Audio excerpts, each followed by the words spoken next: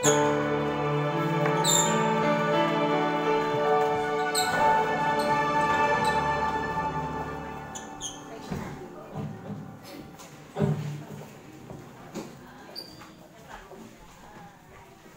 morning po sa inyong lahat. Magandang umaga po.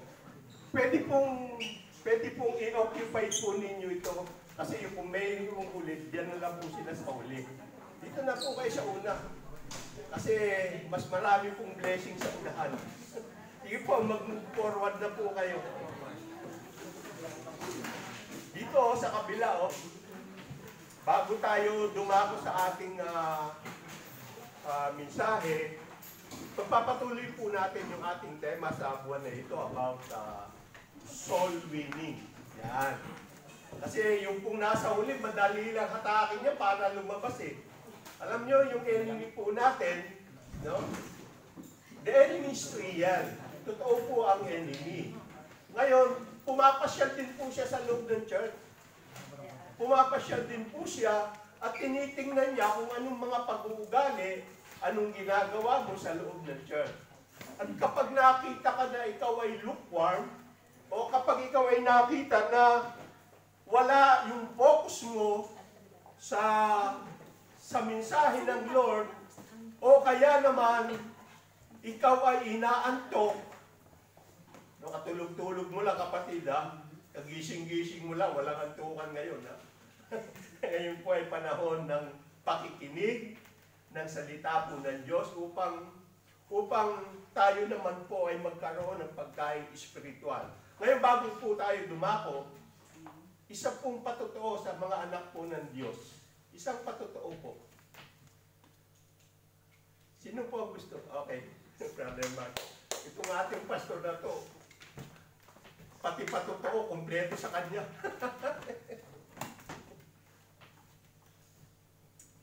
Rinig naman po yata. Good morning po sa ating lahat. Nagpapasalamat po ako sa Lord kasi yung babasahin lang po ako yung sabi ni Pastor Ivan Luke 1. Pero ito po sa Luke naman. Luke 1:37 po. For nothing is impossible with God.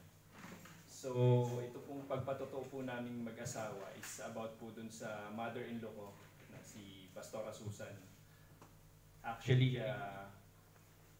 praise God po kasi pabalik po siya ulit dito and yearly naman po na nakikita niyo siya na bumabalik. Pero pinagpe-pray po kasi natin na sana humaba na yung visa na ibigay sa kanya. And to God be the glory po kasi binigyan na po siya ng 5 years. Hindi na po namin kailangan every year isa mag-demand ng visa. So talagang sa Diyos po walang imposible. Kaya nga po kahit po last year, di ba? Nakita nyo ilan yung mga kapatid ni Kat is nakakasama po namin.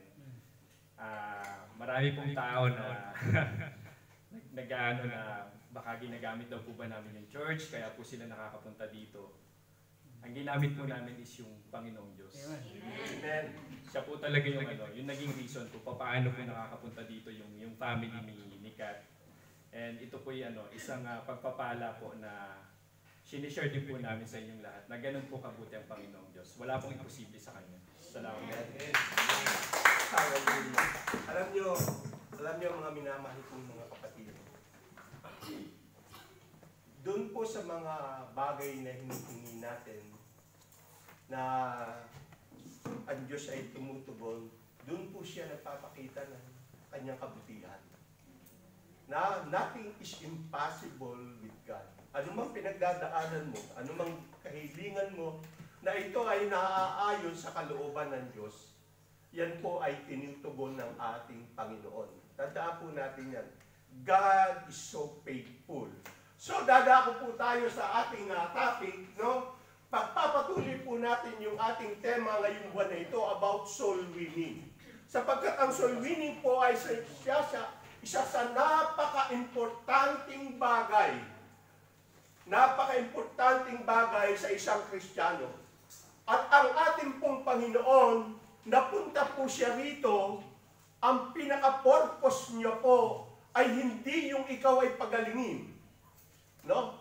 Hindi yung ikaw, yung pong mga bagay na yun, pag ikaw ay pagpalain, yung pong mga bagay na yun, yun po ay bunga na lamang. Bunga na lamang ng kanyang pagwawagi ng mga kaluluwa. Ano ang sabi ng John 3:16? For God so loved the world, He gave His only begotten Son.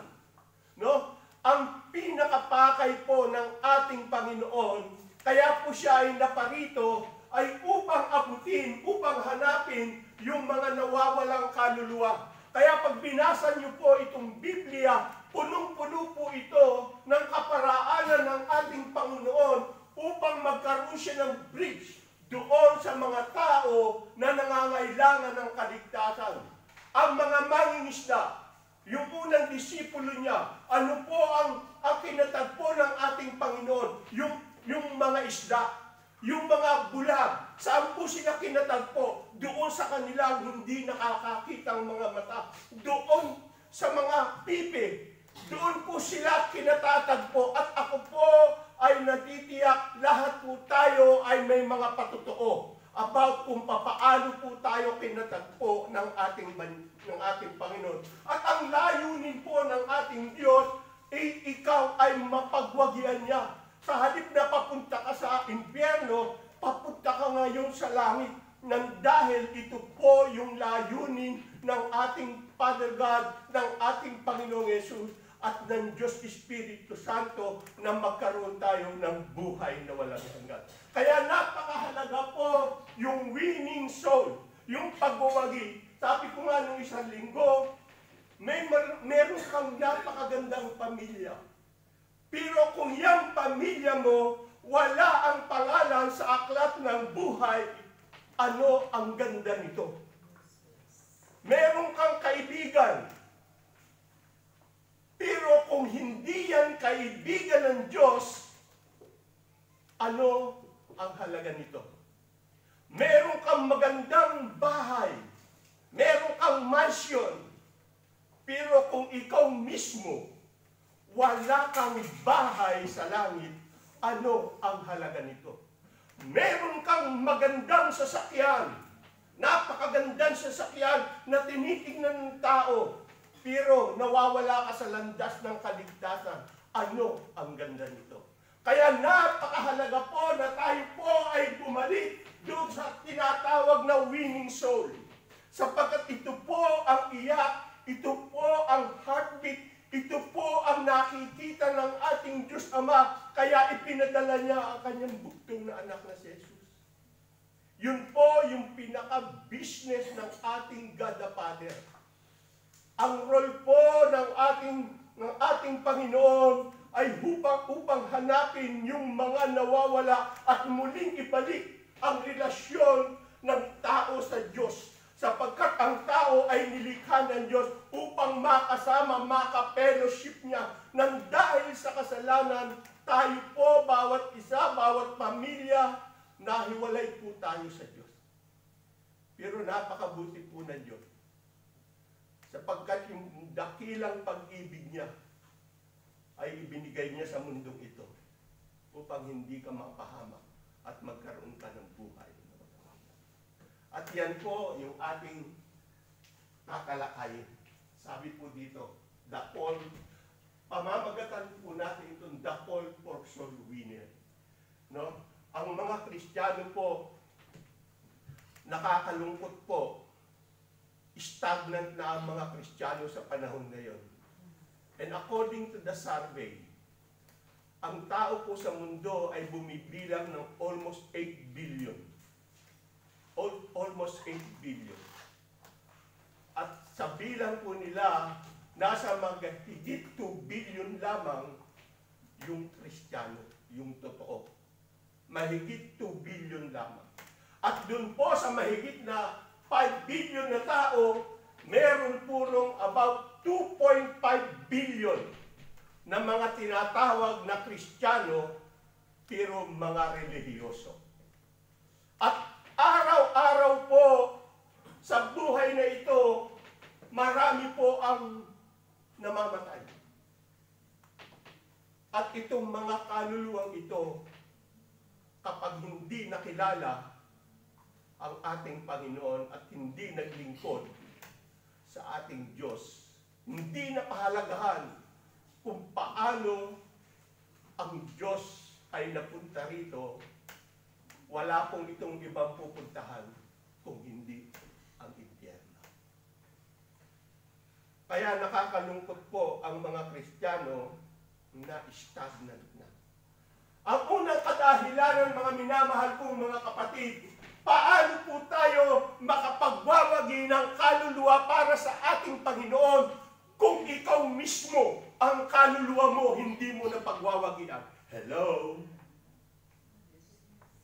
Paano mo makapagdadala? Kaya po nakakalungkot po, nagtrabaho ka, nag-abot ka ng maraming kaluluwa, but wala pong nangyayari. Ano po yung diferensya? Nagpa-follow up ka, ngunit walang nangyayari. Ano ang diferensya? Sapagkat ikaw mismo, hindi mo na pagwawagian ang iyong kaluluwa. Hindi mo. Kaya nga napakaganda, may kaibigan tayo. Pag ito'y wala ang pangalan sa aklat ng buhay, pag hindi ito kaibigan ng Diyos, nakakalungkot po ang kinalalagyan. May pamilya ka, kapag ang pamilya mo, asawa mo, anak mo, wala ang pangalan sa aklat ng buhay, nakakalungkot po ang kasasapitan. Namin niyo po yung istorya ng isang mayaman, doon po sa Biblia, na talagang nagpapakaya, ang layunin niya, ang yumaman ng yumaman. Yung kanyang maliit na impukan, ginawa niya, kasi puno na, ginawa niya mas malaki. At dumating yung panahon na puno po ito ng kanyang mga tinatangkilik, at sabi niya, kaluluwa ko, magpapahinga ka na. Magpapahinga ka na. Sapagkat sapat-sapat na ito, parang ako ay mabuhay. Ano po ang sabi ng Diyos? Haman, ngayong oras na ito, kukunin ko ang iyong kaluluwa. Ano ang mapapakinabang ng tao kapag ang kaluluwa mo ang napahamak? Ito, papunta lang po ito sa das eh. Mula sa das uuwi itong physical life. Pero ang pinaka-importante, yung iyong espiritu, babalik yan sa Diyos eh. Pero ang nakakalungkot yung kaluluwa mo, saan ba ito papunta, kapatid? Kaya napaka-importante po itong solving na ito, sapagkat ito yung pinakaunang layunin po ng Diyos na maibalik po ang tao sa Diyos. Yung nahiwalay na tao maibalik sa Diyos. Kaya napaka-importante ang tinatawag na soul winning. So ang Diyos po, pinamagatan ko po itong the call for soul winner. Ang Diyos po ay nananawagan sa bawat isa sa atin. Maaari itong mga kaluluwang ito ay kamag-anak mo, maaari itong kaluluwang ito ay kaibigan mo o kapamilya mo o asawa mo, kapatid.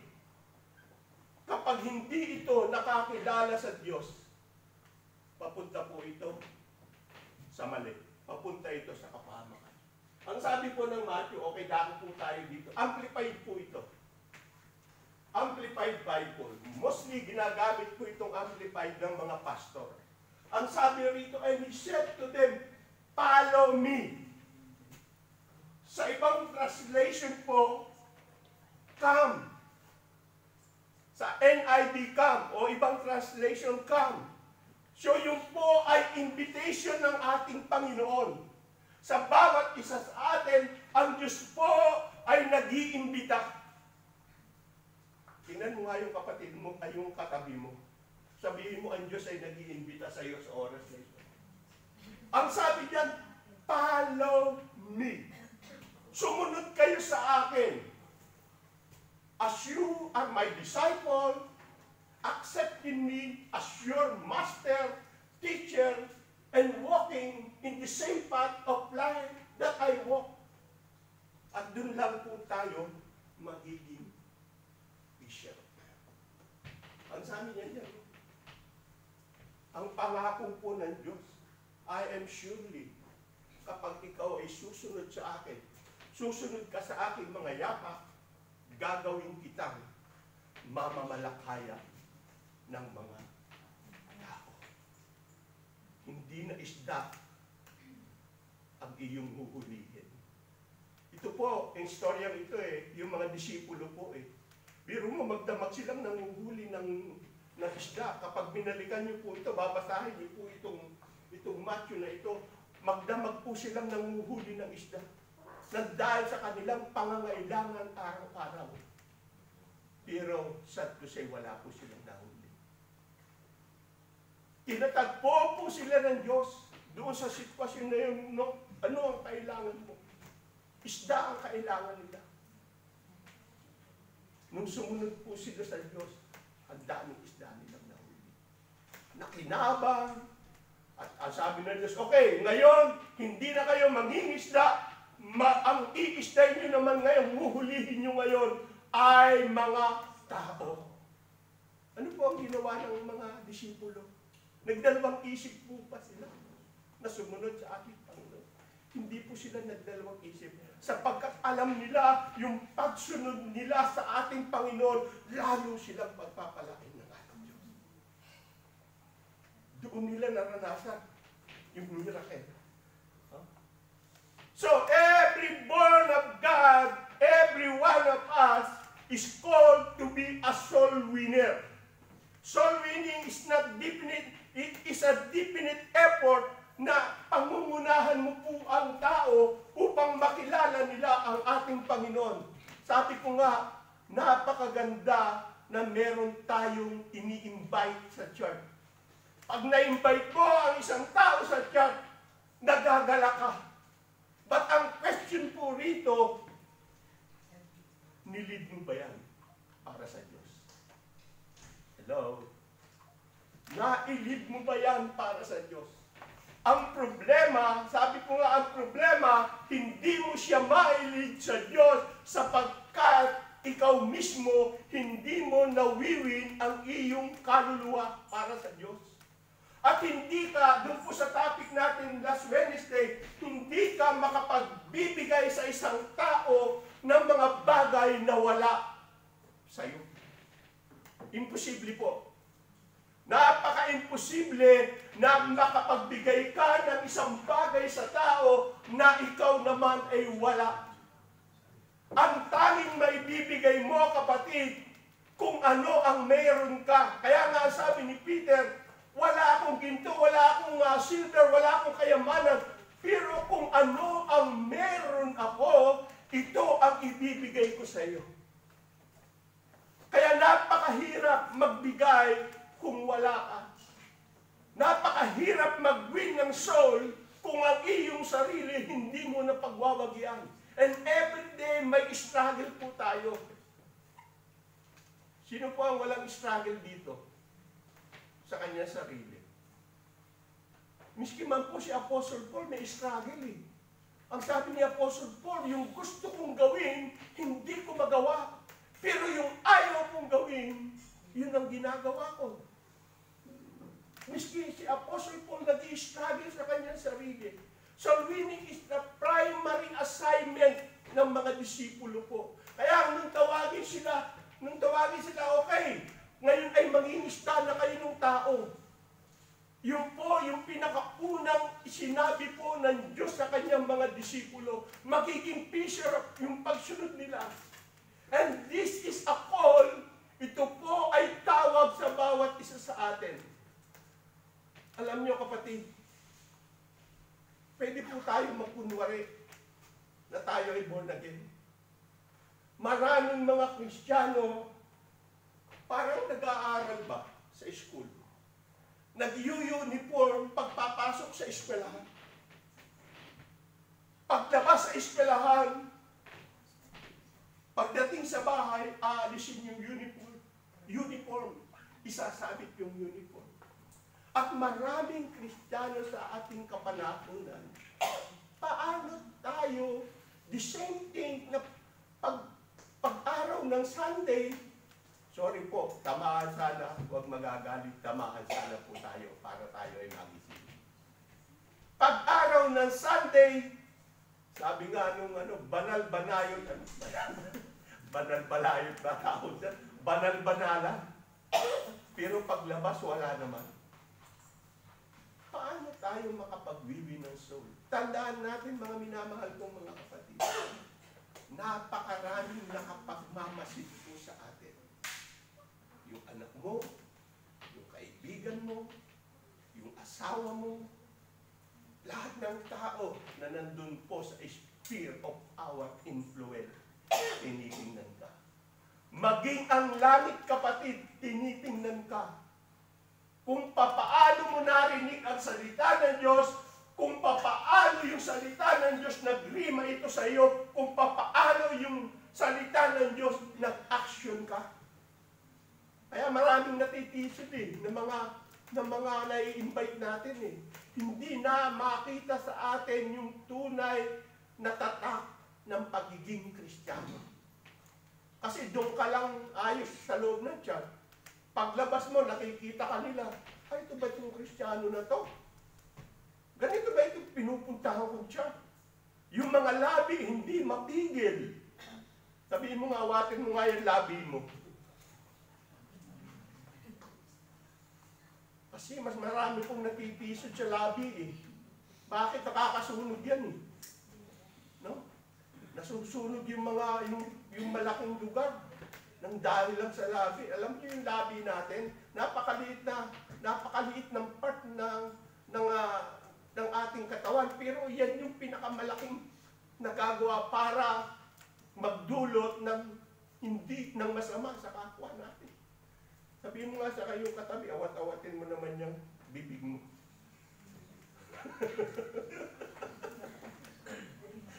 Natatawa kayo, no? Kasi hindi nyo naaawat yung bibig nyo, no?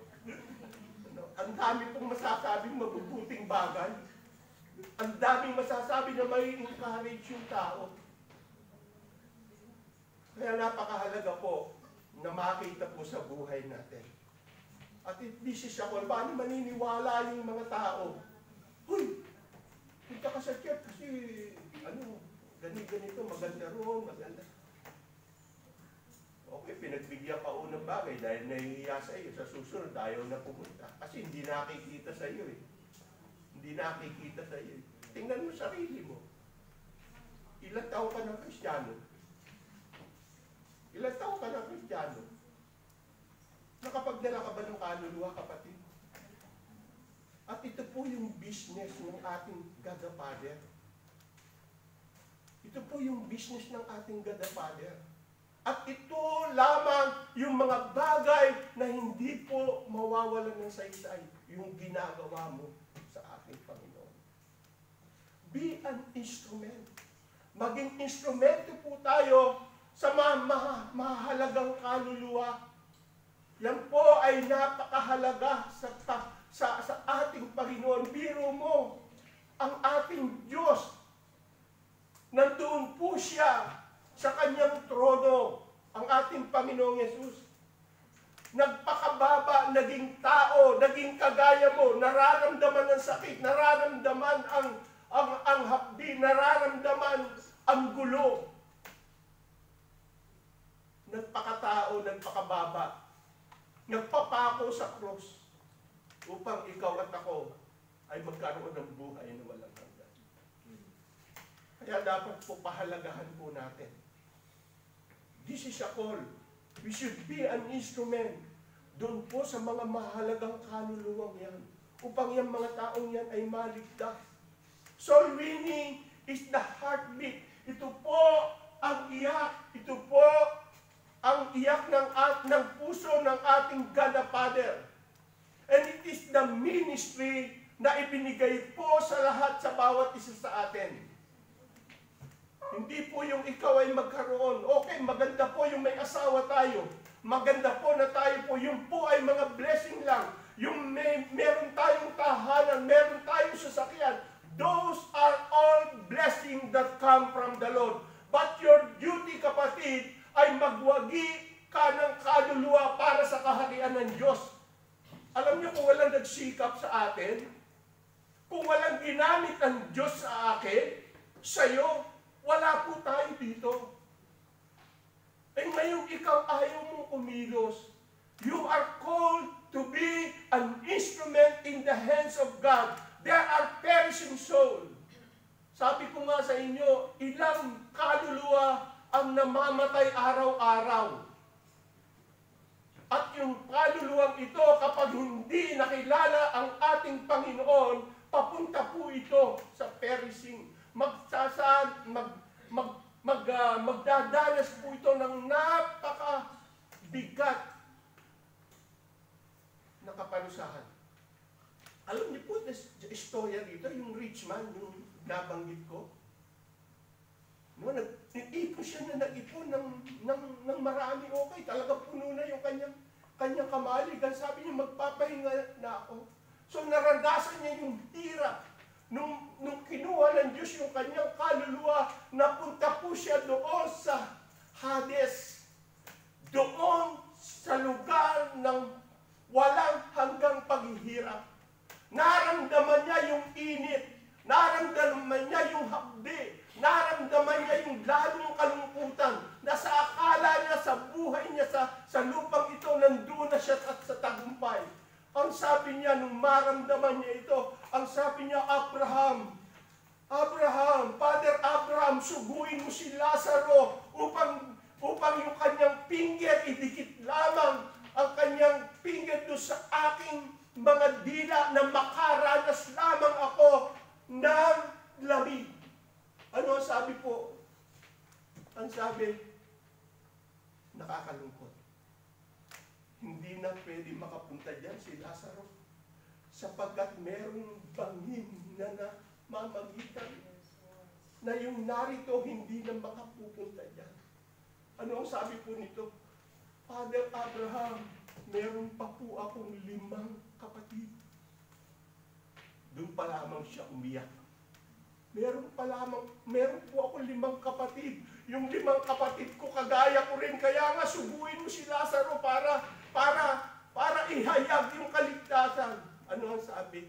Naandyan ang salita ng mga propeta. Naandyan ang mga teacher. Kaya napaka-importante po ng ating pinag-aaralan. Napaka-importante. Ang sabi po ng ating Panginoon, occupy till I come. Hindi ko alam kung saan kayo busy sa oras na ito. Ang sabi ng ating Diyos, maging okupado kayo, maging busy kayo. Maging busy kayo sa paggawa. Sapagkat darating ang oras na hindi na kayo makakagawa. Gusto niyo bang dumating yung oras na hindi na kayo nakakagawa? Hindi niyo na kaya? Alam niyo sa ating pagsunod sa Diyos, pagpapalain naman po tayo.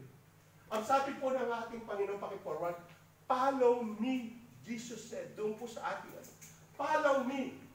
Jesus said, to follow Jesus, we need to step in the footstep of our Lord Jesus Christ.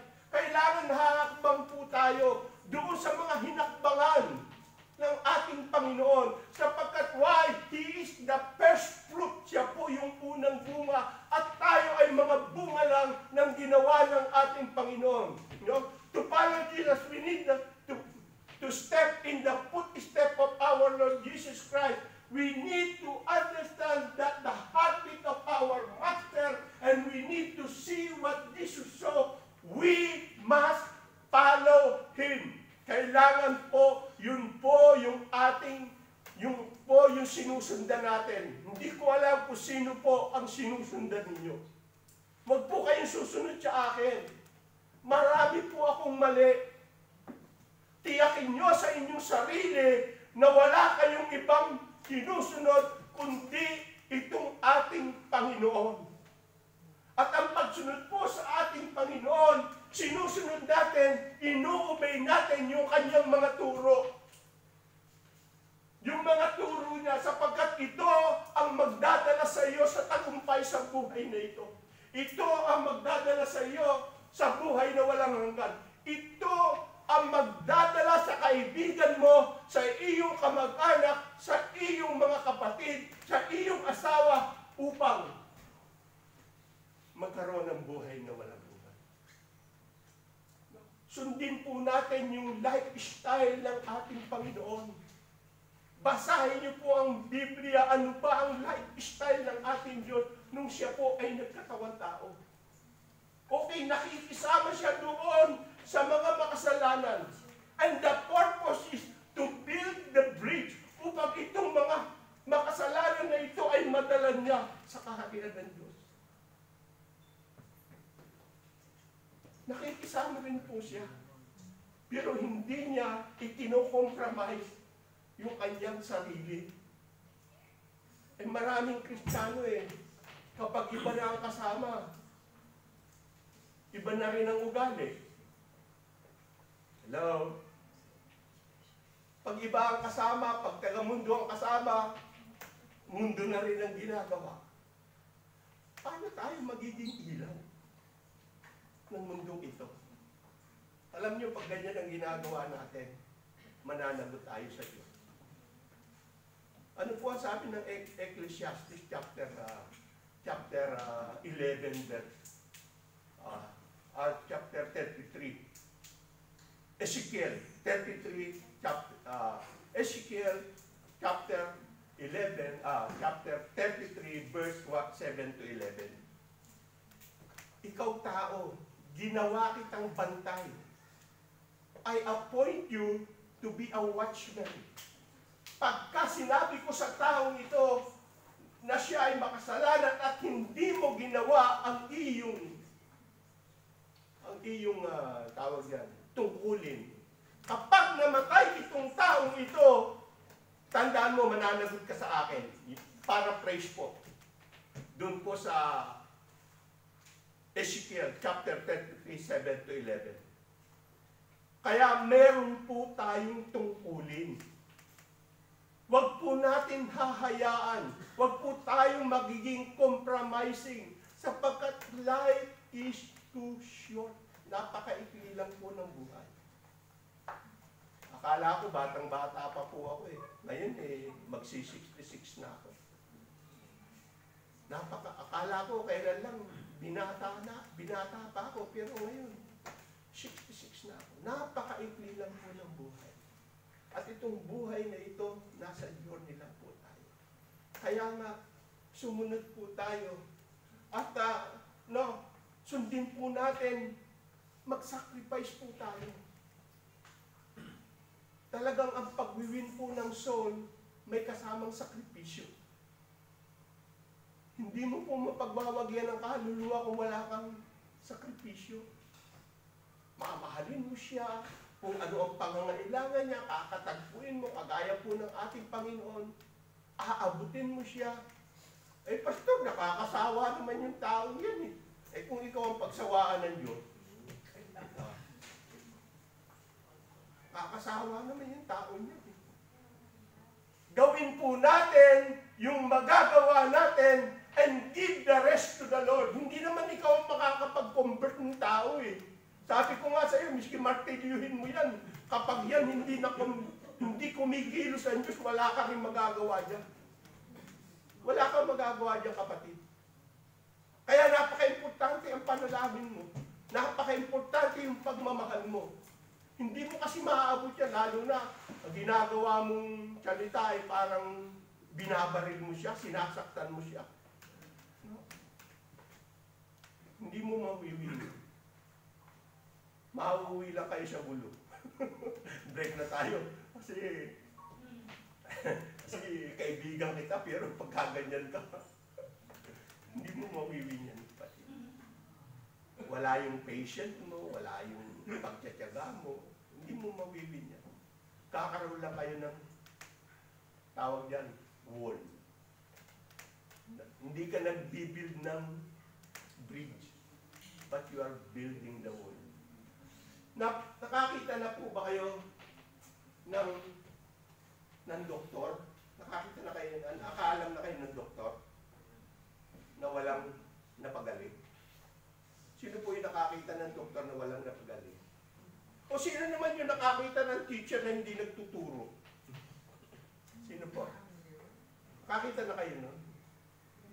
O yung kaya yung architect na hindi nakapag-drawing ng building o ng bahay, o engineer na hindi nakapag-build. Kakita na kayo nun. Ganun din po yung Kristiyano na hindi nakapagdala ng kaluluwa. Na Kristiyano pa o doktor ka na hindi ka nakapagpagaling. Dapat kapag ka-Kristiyano ka, naging instrumento ka ng Diyos para sa kagalingan ng iba. Ay, yung expect, yung nanay mo, di ba, pinag-aaral ka, sana itong anak mo ito, maging doktor ito. Pag naging doktor ito, maraming pagagalingin ito. Gagawing instrumento ito ng Diyos, no? Para magpagaling. Tapos nung naging doktor ka, wala kang napapagaling. Nalulungkot yung nanay. Naging doktor, walang napapagaling, lahat patay yung dumating. How much more yung pong ating Panginoon? Kaano kaya kalungkot ang puso ng Diyos? No? Kung ikaw, nanay, yung iyong anak pag malit ka, tuwan-tuwa ka. No?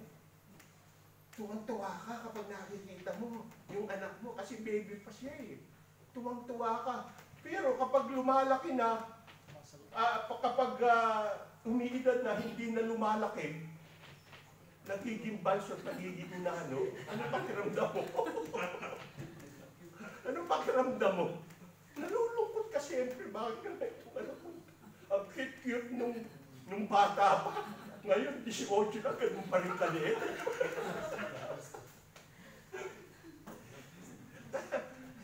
Kaya nakakalungkot. Kaya kailangan po, meron pong sakripisyo.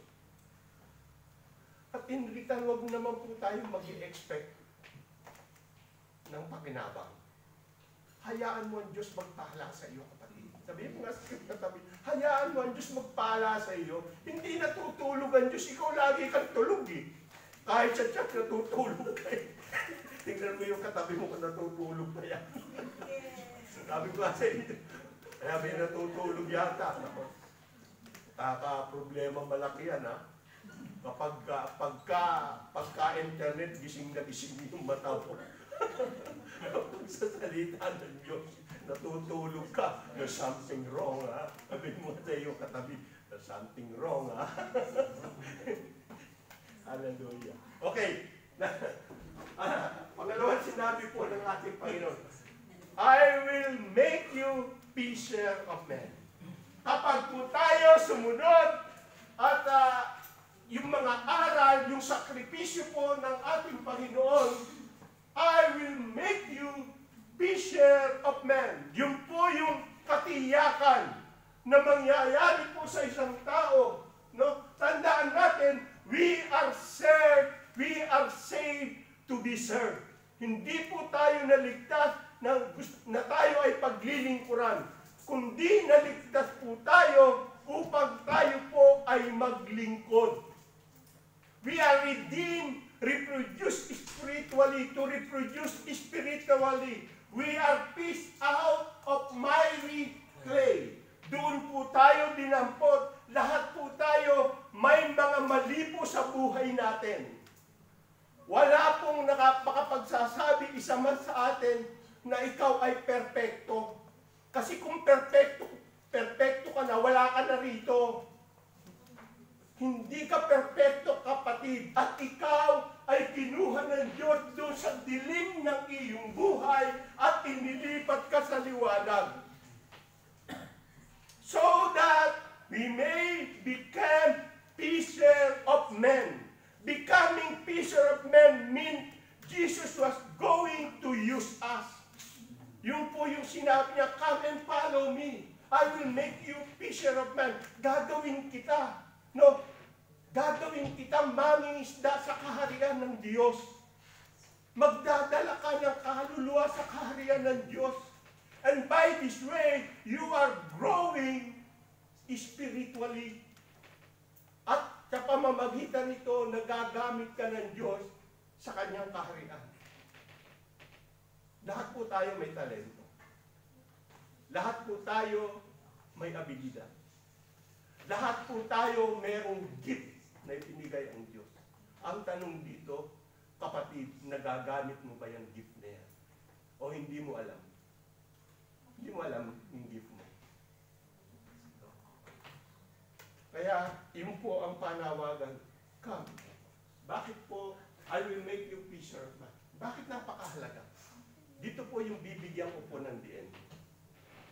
Bakit napakahalaga ng kaluluwa ng tao? Oh, kapatid ko, Rowan.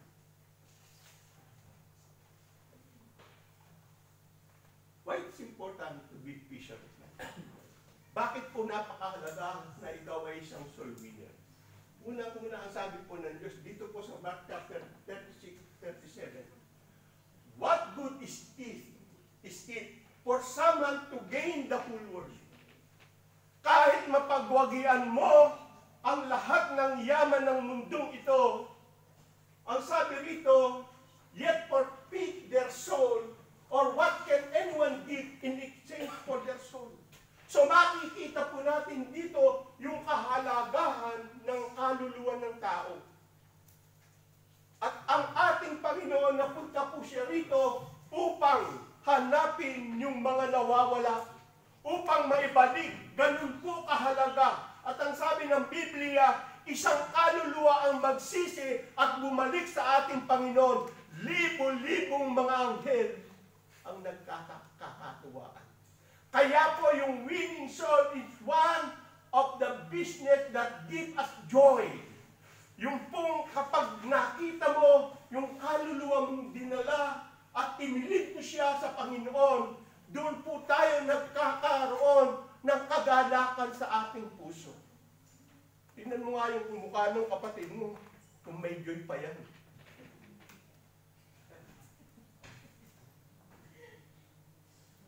Ito po, business po ito ng Panginoon. Business po ito ng ating God the Father. Kasi nakakalungkot ang patutunguhan po. So, unang-una po, the worth of a soul. Napakahalaga po ng kaluluwa. No? The worth of the soul in Psalm chapter 49 verse 8. For the redemption of their soul is precious and ceaseth forever. Kasi itong kaluluwang ito, kapatid, kapag ito ay napunta sa impyerno, forever ito. Pag ito naman ay napunta sa langit, forever din ito. Ganun kahalaga itong kaluluwa. Dapat makita po natin sa pag-win ng soul, hindi po yung problema, hindi po yung depression ng isang tao, kaya mo siya i-win soul yan, nakikita mo yung patutunguhan ng kaluluwang ito. Alam niyo, ang tunay na Kristiyano, meron siyang pananaw. Nakakaiba sa pananaw ng mga natural na tao. Meron pong istorya na magkaibigan. Yung isang kaibigan niya ay worldly. Siya naman ay Kristiyano. So, tinanong niya yung kaibigan niya habang kumakain sila sa restaurant. Nasa restaurant sila. Ang daming tao. Ang sabi niya, kapatid, ano yung nakikita mo dito sa loob ng restaurant? Ang sabi niya, mga kumakain, mga nagsasaya, kumakain, mga umiinom. Ang sabi ng isa, alam mo kapatid, iba ang nakikita ko sa nakikita mo. Sabi, ano naman nakikita mo?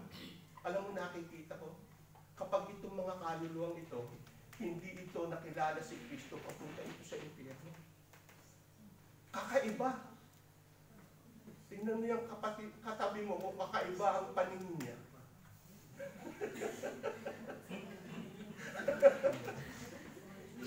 Ano yung tingin niya sa iyo?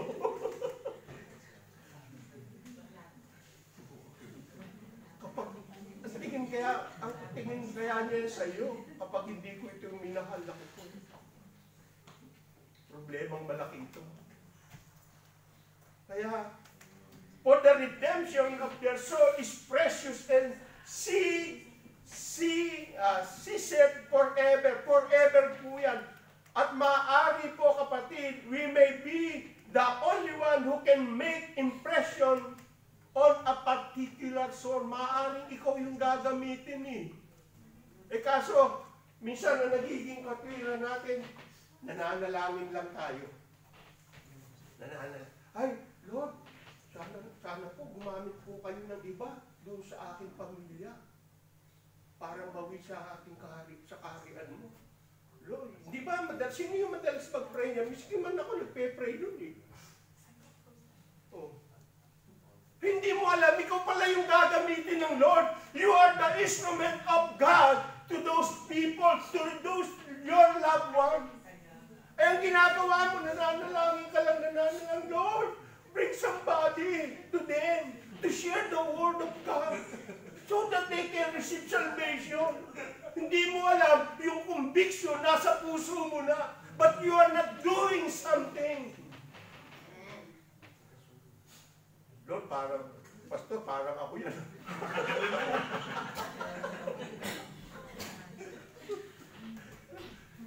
There's nothing wrong to pray.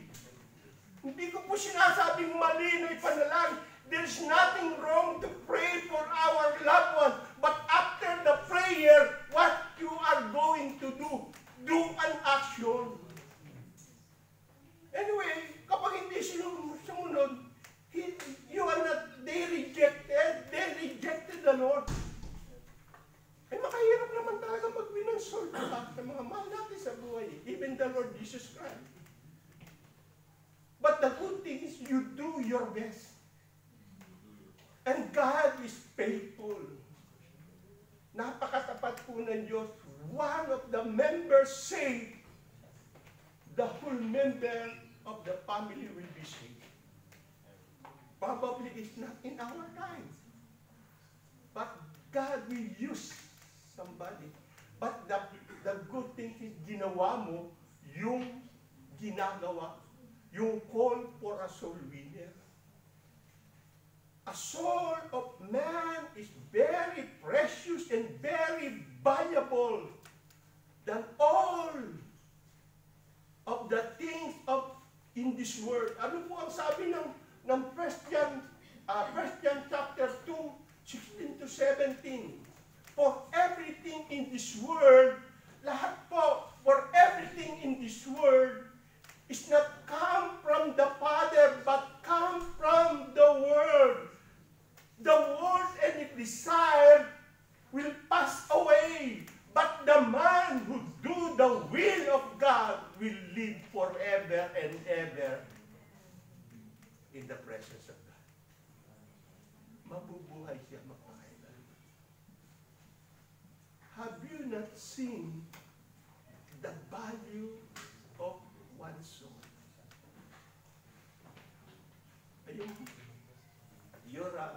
Your family. Saya mo, may pamilya, you are very happy, we have family here on earth. But when their name are not written in heaven, hindi mo sila makakasama. Hindi mo sila. Pero tayo,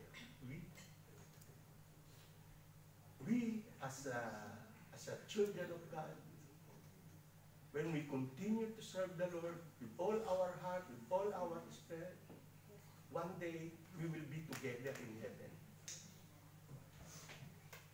Pag hindi kita nakita doon, kapatid, if I didn't show you in heaven, one day when I went to heaven, and if I didn't see you, there's something wrong happened to you. Kwento ko uli sa iyo yung about the pastors, about the congregation, about the music ministry. They all died. Namatay po sila. And then, doon po sa nagkita-kita. Sa impyerno sila nagkita-kita. And the music ministry, at saka yung elder, nakita ni elder po, sabi nung music, "Ay, ate, why are you here? Why are you here in hell?" Sabi nila, "The pastor is inside." Kaya na nakakalungkot. Kaya mga kapatid, let us be be serious. Let us be serious in winning souls. Napakahalaga po. Okay, the second thing. Pangalawa po, why it is so important, no, to win soul, the suffering of Christ for every unsaved. The suffering, the sacrifice of Christ, if you really know, the suffering of Christ is to win soul for the kingdom of God. No? Mawawalan ba ito? Ang sabi ng Galatians chapter 2 verse 21, I do not treat the grace. Ito po it is written by Apostle Paul to Galatians. No? Ito po ay teaching ni Apostle Paul to Galatians. I do not treat the grace of God as meaningless. Ibig sabihin, the sacrifice of Jesus Christ is not meaningless. It is powerful. For if keeping the law could make us right with God, then there was no need for Christ to die. The law is the Ten Commandments. Sino po yung nakakaalam? The law is the Ten Commandments. You cannot be justified by following the Ten Commandments. You will follow one of it, but you will fall short to others. That's why it will not justify you. It will not make you right with God. And the Ten Commandments, it is good because Ten Commandments is knowing your sin. That's why there is a Ten Commandment. It is for knowing your sin. But it cannot save you from following the Ten Commandments. Only the sacrifice, the grace of God is enough for our salvation. That's why it is important to understand to mention the suffering of Christ for every unsaved. No. Must the suffering be in vain? No. No, the suffering and the death of Christ guarantee that God will give us all things that we need to do, to walk on His will, and to give Him glory for everlasting life. The suffering of Christ, reminder, my beloved brothers and sisters, it is a power, it is a way to win soul for the kingdom of God. Sabi ko, I said a while ago that healing our body is just a benefit. Healing or our blessing, an earthly blessing, this is only the benefit of the sacrifice. But yung pong pinakamahalaga ay yung pagwawagi ng kaluluwa. Yung mga miracle, those miracles that we experience is only our benefit of the cross, of the suffering of Christ. But the most important thing, the greatest miracle that we experience is when we accept Jesus Christ as our Lord and Savior. That is the greatest miracle that happened in our life. Hindi po yung meron po tayong kotse, meron tayong pamilya, meron tayong, we have friends. That's all. Provision of the Lord. But the greatest miracle sa buhay natin, when we accept Jesus Christ, na win. Jesus win our soul because of His sacrifice. Okay, number 3.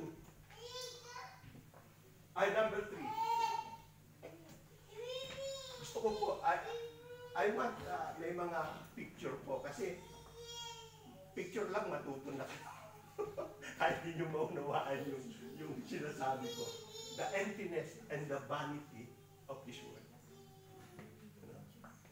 The emptiness, kahungkagan. No? Ang lahat ng bagay po dito, put in mind. No? In Ecclesiastes chapter 1 verse 14, I have seen King Solomon, siya po is a king with full of wisdom.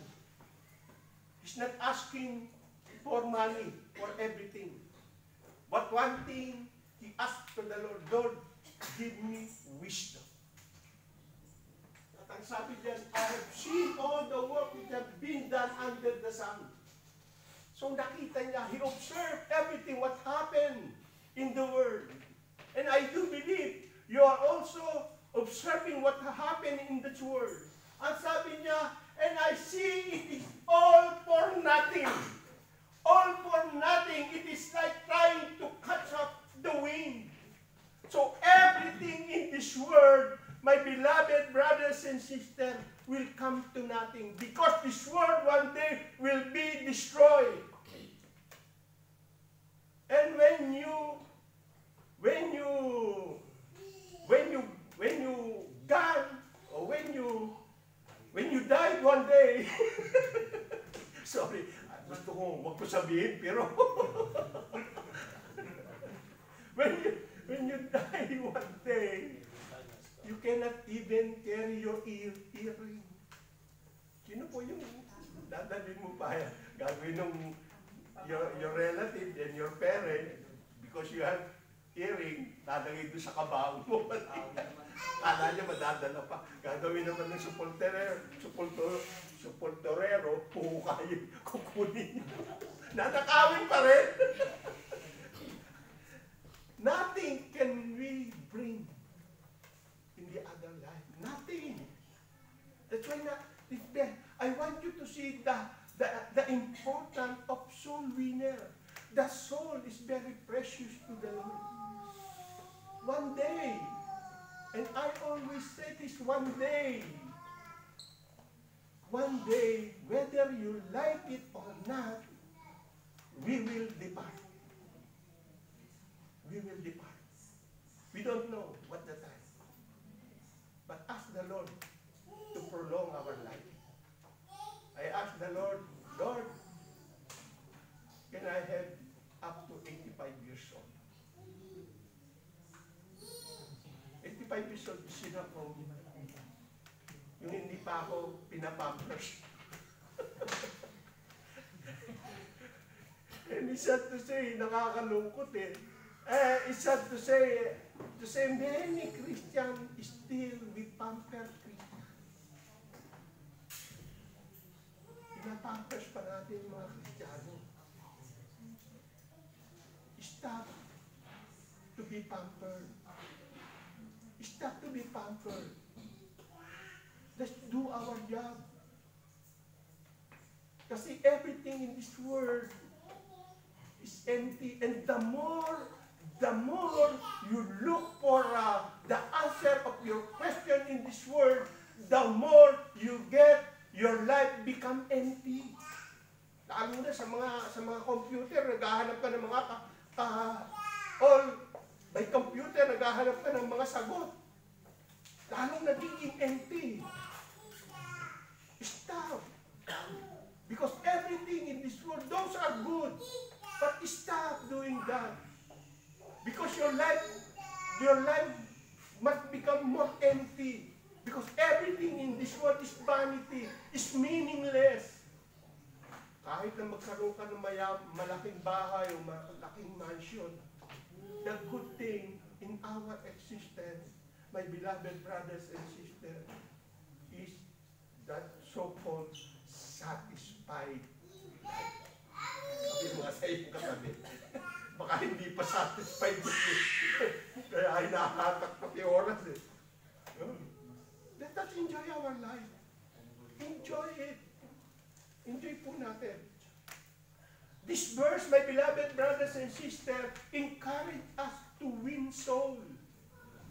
For God, rather than we are more focused on the treasure of this earth. And I will always say this, even though you have a lot of money in the bank, you have treasure in this earthly treasure, but if you don't have treasure in heaven, it is meaningless. It is nothing. Kano na ba? Tanongin mo kayo katabi mo. Kano na ba pera mo sa bangko? Pwede ba baka di ba sa little? Alam niyo sa akin, sabi ni Evangelist Rocky din, kalimutan ko. Sabi niya, do not always save money. always save money. It is good to save money. But use that money to win souls for God. We are blessed. We are blessed here. The church is blessed. But we use that to win soul. And this is the heartbeat that God put in my heart. That's why even I'm here, I want to reach out those pastors in the Philippines that need our financial support. What are you going to use with the money of the church? We have offering every Sunday. What are you going to save that? And it's one day doing nothing. So, and if we have the time, we have an opportunity to help people, then we use it to help people. Or maybe you have a friend, a pastor that need our help, then offer a help. Alam niyo, nakakatuwa si Christian, a French. Testimony ko lang po ito. One day, I asked him personally, Christian, how do you come to Nice? Because he live in Aix-en-Provence. Aix-en-Provence. Very far, 3 hours I think, no? 3 hours. How do you come to Nice? You know, I just make like this. You know, alam niyo na yun, hitch. At siya money, ha? We have 2,000 euro, more than 2,000 euro for yung retirement niya. Sabi ko, what do you do with your money? And he said to me, you know, I just use the principle of the Lord. When you ask, then something will give. Yun ang ginagamit ko. Kaya if I ask something, somebody will answer. Okay, if it's your principles, naglaro po para yung Holy Spirit, nagbulong po sa akin. Test. Ask something. Then I start to ask, Brother Christian, can you help us?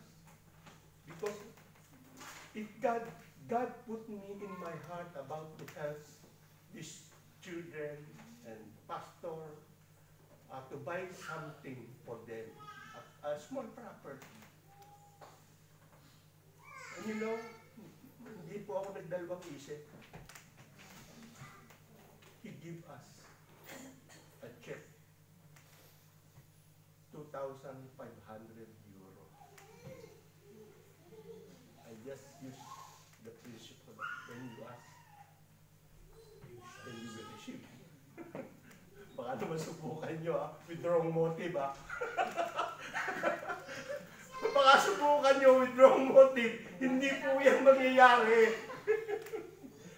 Ask with the right motive, because you want to use that money to build the kingdom of God. And okay, meron pa pang isa.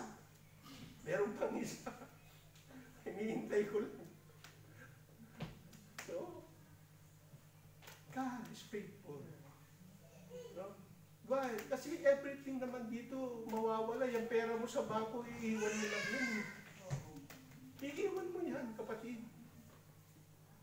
Yung anong meron ka, iiwan mo yan. It's good that yung pamamanahan mo ay marunong maghawak. Paano kung hindi? Pinalaki mo sila sa layaw. Sabihin mo nga sa iyo, katabi, alisin mo pagiging kuripot mo. Kasi kala mo ang yaman nasa mundong ito, wala. Wala po sa mundo rito ang yaman. Ang yaman po nasa Diyos. Amen? Natatawa kayo, ha? Si Christian nga, kuripot na kuripot eh. Halos hindi naliligo eh. Sabi nga nung iba, baho naman yung pastorog na yan.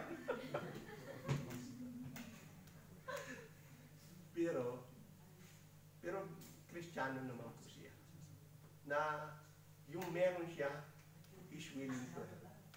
At ano pa lang po yun, first part lang po ng aming journey sa pagtulong po. Kasi sabi ko, one day, Christian, we will go to the Philippines. Sabi niya, yes, we go. And I want you to see the money kung saan ginagamit. Kaya the money that we give for the Lord, we use it for the glory of God. If you have friend, if you have pastor, friend in the Philippines that need our help, then we do it. That's why we exist. Hallelujah. So, number 3. Ay, pangilan na ba yan? No. The vanity of this world, no? Everybody read. The reality of that. Totoo po. Ang impyerno. Totoo po ang impyerno. Nung isang linggo, sabi ko nga, marami nang nakikita ko sa impyerno. tingnan mo yung katabi mo. Kung takot pa yan sa impyerno. Totoo po ang impyerno. Alam niyo si Dr. Ong? Sino po yung nakakaalala kay Dr. Ong? Hindi naman Kristiyano yun eh. Si Dr. Ong was not a Christian. He is a doctor and a politician. And one day, meron siyang vlog na ang sabi niya, kasi ang ano niya, ang expert niya, yung ang tawag yan, neurology. So maraming namamatay. Maraming namamatay dun sa kanyang ano ba tawag yan? Dun sa expertise niya. At muling nabubuhay. At na-interview. He make an interview at nasasabi, totoo may impyerno, totoo rin may langit. Panoodin niyo po yung ano ni Dr. Ong. Sabi ko, isipin mo ito, hindi naman to Kristiyano. Pero yung mga namamatay na muling nabubuhay doon sa kanyang mga pasyente, nagpapatotoo sa kanya, merong langit na impyerno. So, and if you truly believe that unsaved soul were hidden to eternity in hell, fire, brimstone, torture, anguish, and pain forever, we would surely do all our power to persuade men turn sin to Jesus. Gagawa po tayo ng kaparaanan. No? Gagawa po tayo on a way. Sabi ko nga, maaari yan kapamilya mo, kapatid. Papunta doon. Matutuwa ka ba kung papunta yan doon? And even Jesus testified that there is hell. Pastor, grabe ka naman. Ayoko mapakinggan yung hell. Gusto ko heaven lang. Heaven lang. Totoo po. At ayoko naman po magsinungaling. Ayoko magsinungaling kasi it is my accountable na hindi ko inhayag ang sa inyo ang katotohanan. Gusto ko po lahat po tayo, all of us, one day, we will go to heaven. Hallelujah. So, Revelation.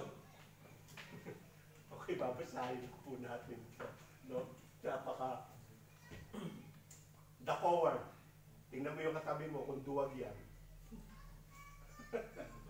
Hindi yung siga, ha? Hindi yung siga o duwag ka. Ito pong duwag na ito, it pertain na ayaw mong gumawa sa ating Panginoon.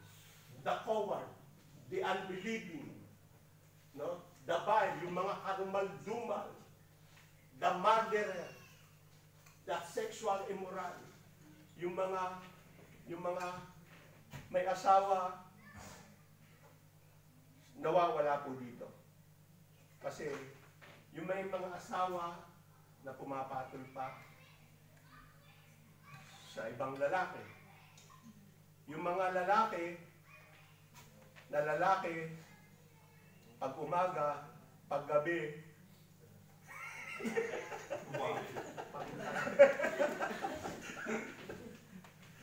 Tingnan mo yan, katabi mo nga lalaki kung yan yun. Yung mga lalaki paggabi, may ka-holding eh, hindi lang babae, lalaki din. Yung mga babae na babae pag umaga, no? Paggabi, lalaki. So those are immoral. Yung mga kabataan, it is a call. No? It is a call. Protect your virginity. Protect your virginity. Wag po kayong dito sa mundong ginagalawan natin, dito po, lalo na po dito sa France, ingatan po ninyo ang inyong virginity. When you get married, okay.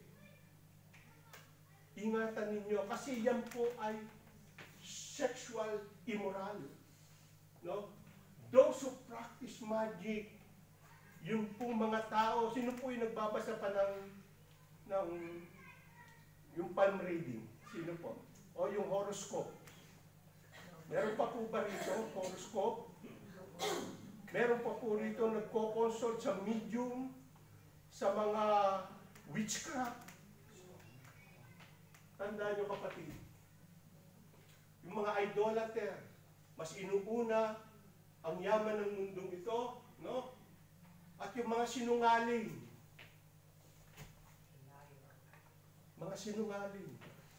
ang sabi rito, they will not consent. They will consent to fiery lake burning sulfur. This is the second death. Sila po yung mga makakaranas. Kaya, the hell is real. Yung patutunguhan ng mga taong ito, papunta ito sa impyerno. Tapikin mo yung katabi mo, sana hindi ikaw ha. Kaya ngayon, susunod na tayo sa Diyos ha. Huwag ka nang sinungaling.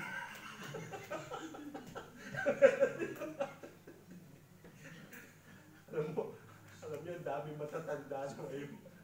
Tumanda na kaso sinungaling. Minsan sabi ko nga, nakakapuno na yata ito. Nakakapuno na sa loob.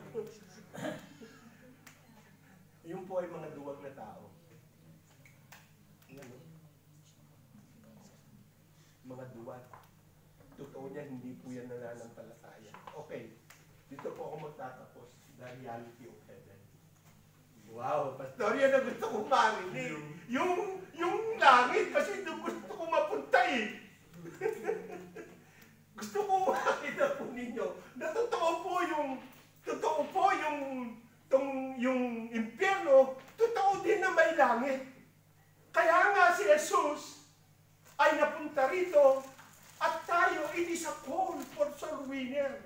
Na maunawaan natin na there is really hell and there is also heaven. Wala pong purgatorio. Sino po yung naniniwala pang may purgatorio? Wala na pong halaga yung panalangin namin sa iyo. Kaya kung inaabot ka namin sa oras na ito, pahalagahan mo naman. Hindi pa si pastor po nagsasalita rito, hindi po para kay pastor, para sa ating lahat ito. Hindi po para sa akin ito. We are just only a vessel, an instrument, upang ibahagi ang salita po ng Diyos. Ang sabi niyan, wow, gusto ko pong makita ninyo ito beyond the natural realm. Gusto ko pong makita ninyo, mai-picture po sa inyong kaisipan kung ano po itong mga naghihintay po sa atin. In Revelation chapter 21 verse 4, He will whip up every tear from their eyes. Tingnan mo katabi mo kung luhaan niya. Hindi ko alam problema mo kapatid. Pero kung lumuluha ka ngayon, if you are crying today, the heaven that wait for you, hindi ka naluluha. Hindi ka naluluha. Sabi siya, there will be no more death. Wala na rin kamatayan. And every day po life, no, sa buhay na ito, nangangamba tayo. Nangangamba tayo na pwede tayong mawala. Merong makikita ka dyan, ang lusog-lusog. Tapos, mababalitaan mo, ano nangyari ko? Totoo hindi? Oo. Pero doon wala na pong kamatayan. Ito yung naghihintay ko sa akin. And then there will be no more death, mourning. Wala na yung kalungkutan na mabigat po na dinadala natin. No? Ang sabi niya, for crying, wala na yung pain. Minsan, ang daming pain na natin nararanasan. Sa magtrabaho ka lang, minsan sasakit na yung likod ko. Naku, sakit ng likod ko. Pag sumakit ang likod mo, kapatid, tapalan mo na yung euro.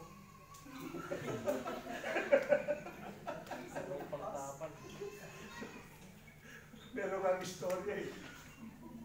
Giniginaw na, giniginaw. Pumunta sa trabaho, giniginaw. Dahil winter eh. Yung naginaw. No, pupunta sa trabaho, laki na kinikita sa kanyang trabaho. Sabi ko, kapatid, hindi yan may siya na euro. Bumili ka ng jacket. Bumili ka ng jacket. Ang laki kinikita mo, hindi ka bumibili ng jacket para may siya niyan lamig mo. Ano gagawin mo sa pera ka? Wala, ipunin na. Ipunin na. Iipo ka. Kaya mo na lamigin ka. Masakit ang likod. Tapalan mo na sa lopan. Tapalan mo na euro. No? So, crying, no pain. And the old order of the thing has passed away. Wow! Lahat ng nakikita natin, wala na po doon. Buburahin ng Diyos eh. Buburahin ng Diyos yung mga pain mo, yung mga pag-iyak mo, yung mga anong dinadanas mo, anong kapighatian, anong kalungkutan, buburahin po yan ng Diyos. Sabihin mo, yun yung langit na naghihintay sa iyo. According to this verse, heaven is a place of beauty. Hindi ka na doon lagi parang nag-aalala. No? Hindi ka na doon laging parang about yung kalusugan mo. No? Siyempre, dito po sa lupa, minsan laging, naku, ano kaya ang health ko sa araw na bukas? We are more concerned, but hindi na natin na may langit tayong katotohanan. That may naghihintay po mga regalo rin sa inyo, yung crown of life. So, ganun po kaano yung pinipicture. Kaya nga po ang ating Panginoon nandun na sa langit eh. Pinagseservisyohan ng mga anghel. Nandun na ulit siya. At ang sabi ng Panginoon, magtatapos po ako dito. No? Itiwan ko kayo. Panandali ang lahat. Pero ako'y muling babalik sa inyo. At ipaghahanda ko kayo ng inyong lugar o ng bahay doon sa langit. So ang ating pong Panginoon, busy-busy po sa paghahanda para sa atin. Busy-busy, hindi po siya tumigil. Kahit umakyat po siya sa langit, hindi siya tumigil. Busy-busy siya. Kapatid, ano ang pinagkakabisihan mo sa oras na ito? Sabi nga ng ating katuruan, everything sa mundong ito ay meaningless.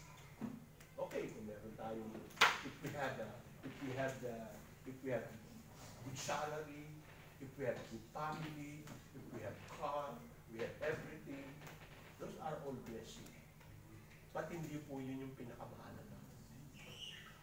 Ang pinakamahalaga, tapitin mo ang iyong katabi, ang iyong kaluluwa. Ang kaluluwa mo ang pinakamahalaga.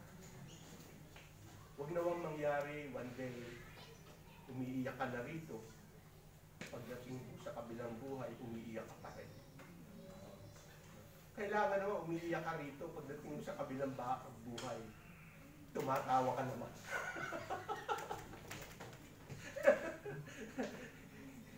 May mga pain kang nararanasan. Pagdating mo sa kabilang buhay, wala nang pain. No? May natutunan po ba tayo? Amen. Yan po ang naghihintay po sa atin. Kaya let us be serious sa ating pagbubuhay. Pwede yung music ministry. We invite the music ministry. How great is our God? Napakadakila po ng Diyos.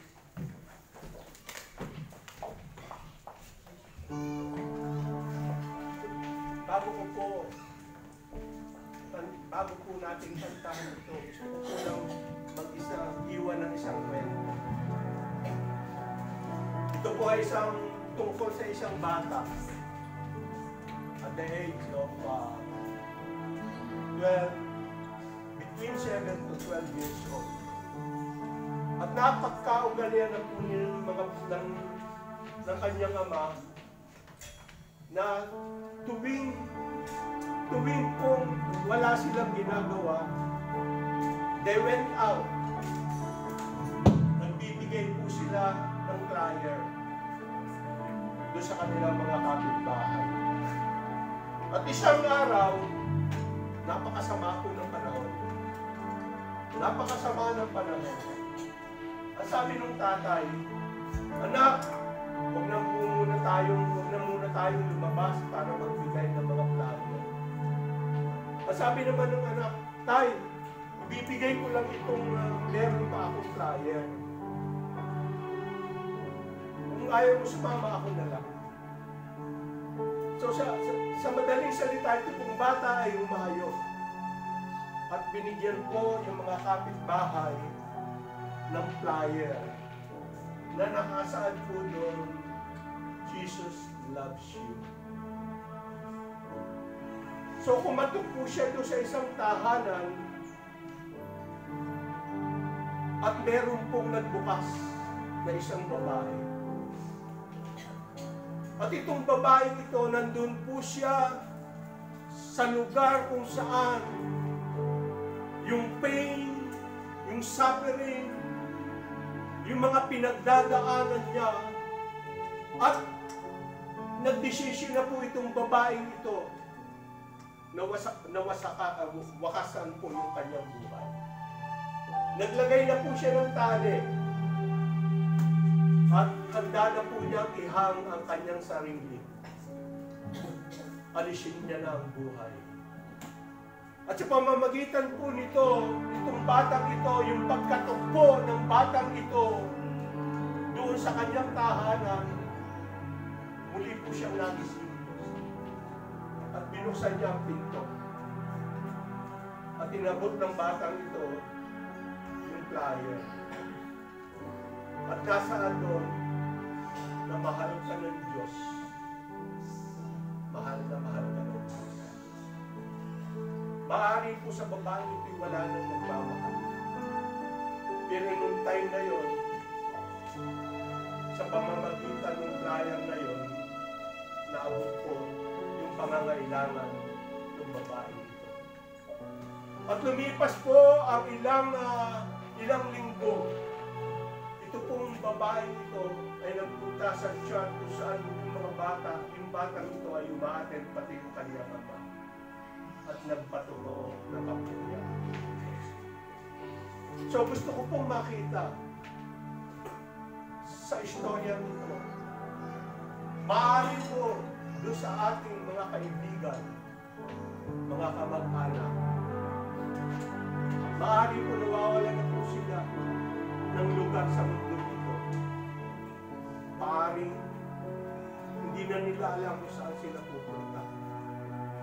Kapatid, napakahalaga ng kaluluwa ng isang tao sa mata po kayo. It is the time na para ikaw ay maging instrumento ng ating Panginoon. Let us sing this song, How Great is Our God. Hallelujah. Awitin po natin ito. Nataw sa ating mga puso. Hallelujah. How great is our God. Sing with me, how great.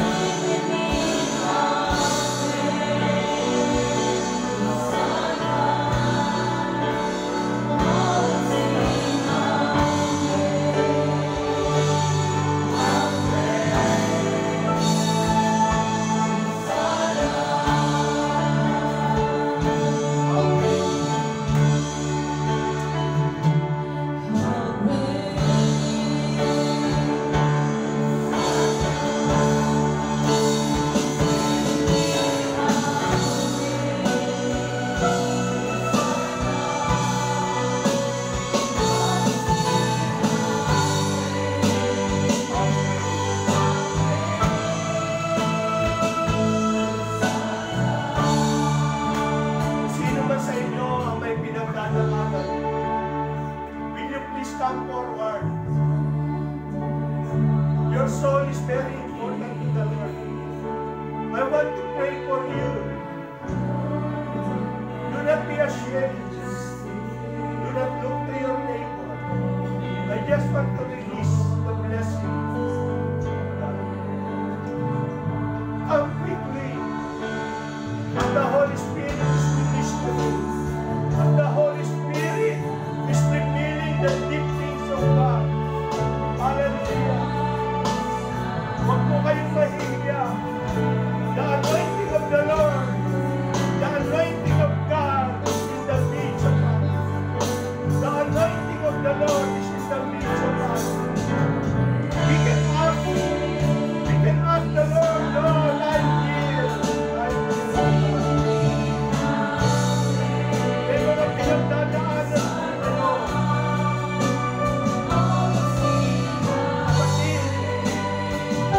God is so faithful. God is so faithful. You want you. Alam ko na Diyos ang iyong mga kailangan ng mga praise sa atin. Sing faithful prayers to me. Praise Him. Yes, okay, the Lord. Hallelujah. You are a great, great God. Father God.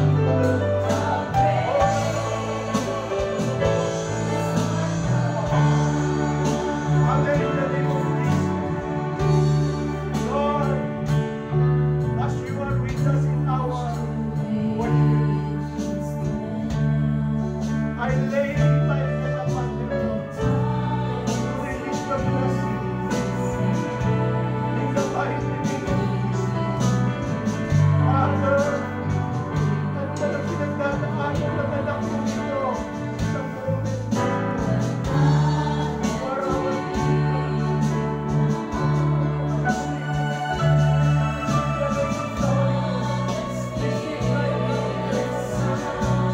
get this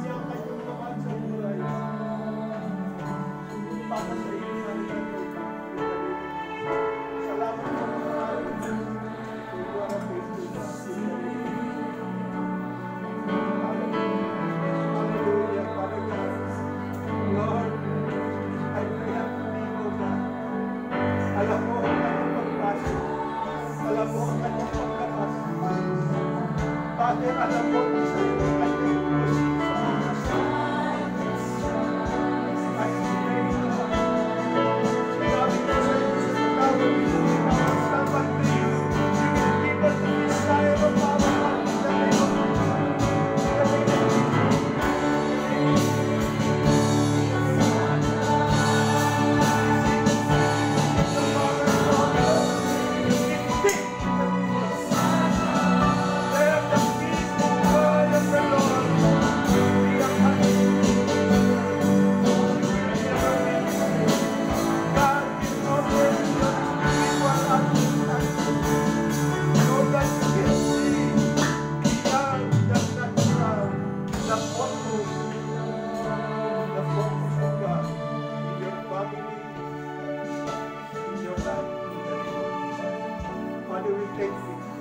Lord, ano man ang pinagdadaanan mo ang ito, you are our living God. Let the healing power of our Lord go in your body right now. Salamat po sa healing sa ating power. Lord, yung emotional niya, burahin mo ito ang kanilang sila ng kapayapaan.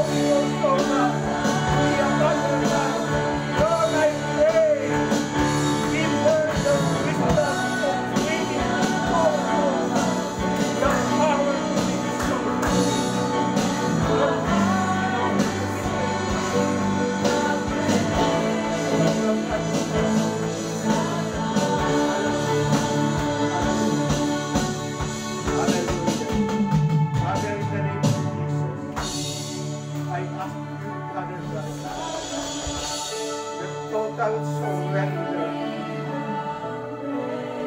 to you, O God. Help her, Lord, to do your will, not our own. Lord, I pray that the anointing of the Holy Ghost be upon them, O God. Because apart from you, we can do nothing. It is not by might nor by power, but by your Spirit. Allow them to experience the power of the Holy Spirit in their life in the name of Jesus. And Father, I ask you to open spiritual understanding of spiritual eyes, that they may see beyond the natural what is your purpose and plan for our life in the name of Jesus. Father, use their pen to bless other people and to bless you in the name of Jesus. We bless you. Let your purpose and plan be accomplished in our life in the name of Jesus. Salamat po ng marami that she will never be the same again. She is a victorious woman of grace and love. Father, I pray, surround her with the people of God that can support them, that can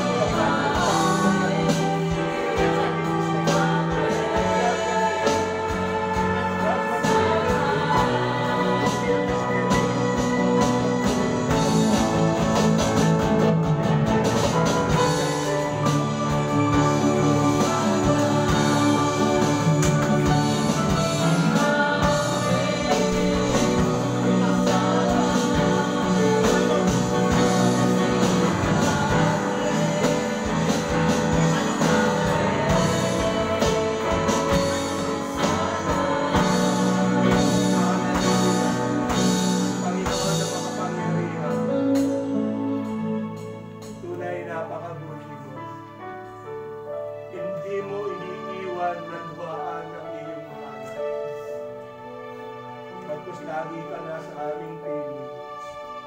Maaari po in the past, ang iyong mga anak ay nakagawa ng mali sa iyong paningin.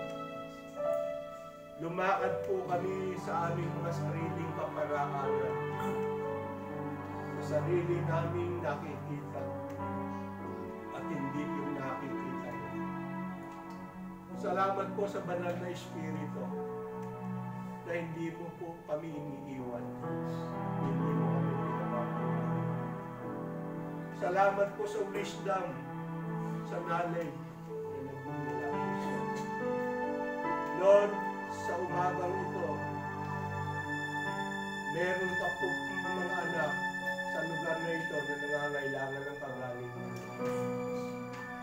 Ipuin mo yung parte ng katawan nila na nangangailangan ng healing, nangangailangan ng restoration. At may mga anak po rito na nangangailangan ng total na transformation ng kanyang buhay. Father, Holy Spirit, Minister of the Lord.